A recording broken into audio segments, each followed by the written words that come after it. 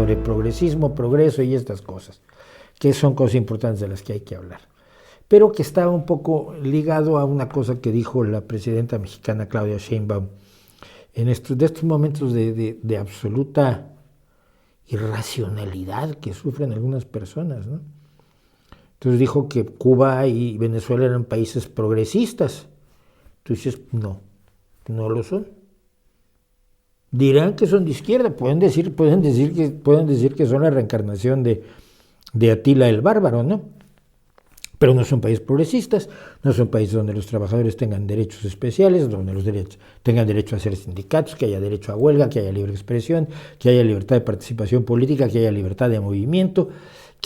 O sea, un país que no tiene nada de eso, pues no se puede considerar progresista, ¿no? Creo yo. Entonces,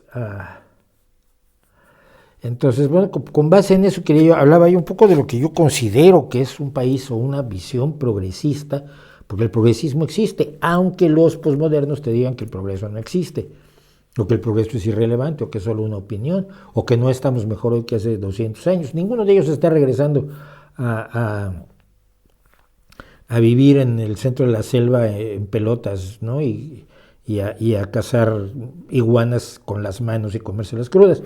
Esto no lo hacen los que disfrutan de la civilización, resultado del progreso humano, pues entonces pueden criticar el progreso. Los que tienen hambre, pues quieren comida, y los que tienen enfermedades quieren curación, y los que tienen falta de casa, pues quieren casa, y si la casa está mejor construida que de paja y heces fecales, como se hacían en el medievo en Europa, pues estará mejor, estará más contento si su casa es, como dicen en México, de obra, o sea, cuando ya tiene ladrillos y hormigón y todas esas cosas. Entonces, sí, este rechazo al progreso a mí siempre me ha llamado la atención, porque es un postureo de la gente que disfruta de los máximos avances del progreso, ¿no? Entonces te dicen, el progreso son las chimeneas que contaminan y el mar lleno de plásticos. Hombre, sí, son asuntos que hay que combatir, pero no es solo eso.